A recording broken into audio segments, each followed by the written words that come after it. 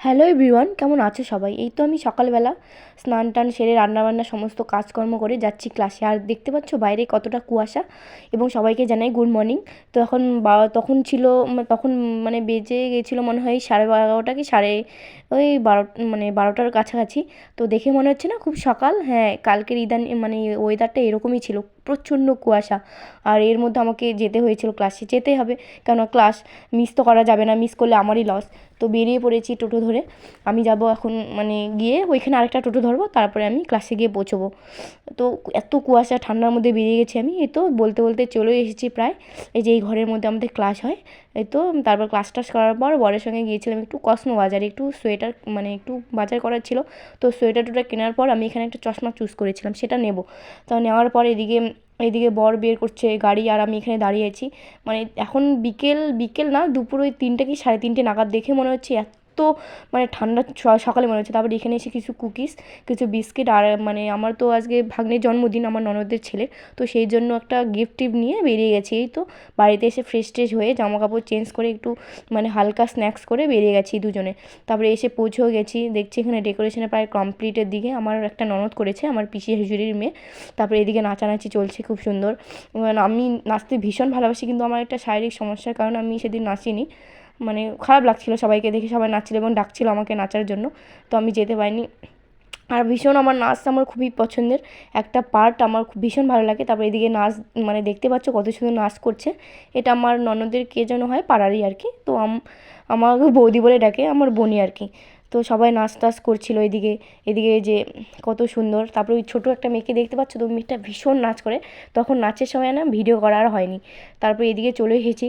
তারপরে ডেকোরেশন, মানে বললাম তো আমার ননদই করেছে, খুব সুন্দর হয়েছে ডেকোরেশন করাটা, ও একা হাতে করেছে। তারপরে এদিকে আমার শ্বশুরমশাই আর আমার ননদের বর মিলে এখানে চেয়ার টেবিলগুলো সাজাচ্ছি, কারণ অনেক রাত হয়ে গেছে, প্রায় 8টার মতো।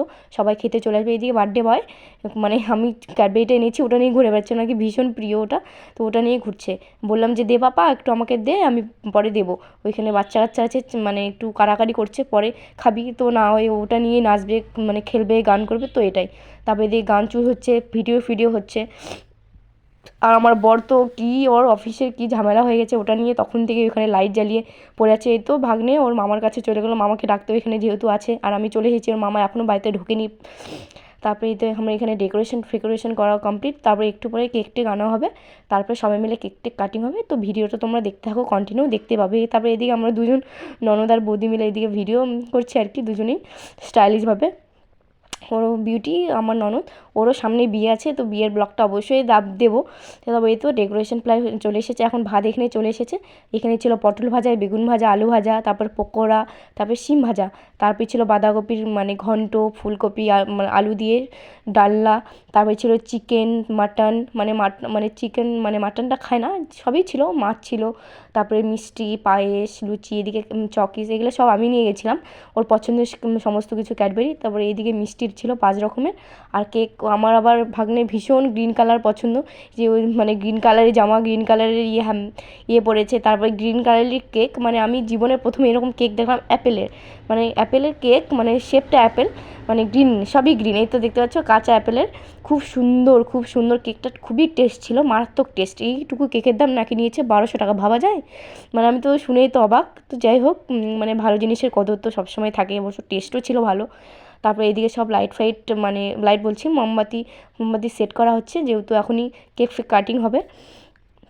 ও মানে কেক কাটার জন্য রেডি, সবসময় ওখানে চলে। তারপরে এই তো আমাকে কেমন লাগছে সবাই জানাবে, আমাকে টুপি ওই এটা পরিয়ে দিয়েছে। তারপরে এদিকে সবাই ছবি টবি তুলছে, সবাই দাঁড়িয়ে আছে। তারপরে এদিকে কেক ফেক কাটিং হচ্ছে বার্থডে বয়ের।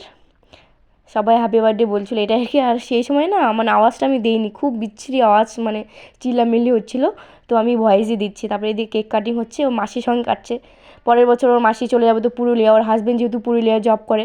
আর ও তো পরের বছর মনে হয় সেরকম আসতে পারবে কিনা, সেই জন্য বলছে মাসির সঙ্গে কেক কাটবে ও।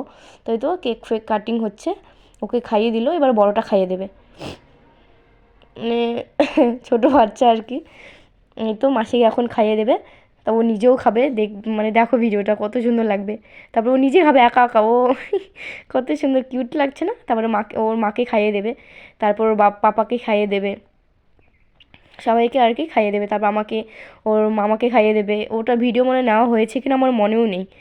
তারপরে ও নিজে খাবে, ও কেক এত পছন্দ করে, ক্রিম কেক দুটোই পছন্দ করে, মিষ্টিও পছন্দ করে, কিন্তু ভাতও পছন্দ করে না। তারপরে এদিকে সব হলো, আমরা ঘরে বসে বসে আছি, এখানে কি জন্য একটা গিফট করেছে সেটা আমরা সেট করছি আর কি, খেলনা বানাচ্ছি। ও খেলছে, আমি ওকে একটু ডিস্টার্ব করছি, ও জিনিস ওকে কেউ নাড়তে দিচ্ছে না, আমার সোনা বাবাটা ওর দাদুকেও নাড়তে দিচ্ছে না, দেখতেই পাচ্ছ সবার থেকে কুড়িয়ে কুড়িয়ে চেয়ে চেয়ে নিয়ে নিচ্ছে। তারপরে এখানে ছিল, এখানে ডান্স চলছিল, খুব কী যেন গান, কমরিয়া গলে গলে না কী যেন একটা নাচ ছিল ওই গানেরই। তারপরে কী কুয়াশা বাইরে দেখেছো, তখন রাত ওই 9টা কি 9:30টার মতো বাজে, তাকে দেখে মনে হচ্ছে ভোর, কী কুয়াশা, মারাত্মক কুয়াশা। এবার যা ঠান্ডা পড়েছে না, মনে হচ্ছে দুয়ারে দার্জিলিং আর দুয়ারে গ্যাংটক, এই মনে হচ্ছে, আর কিছুই না।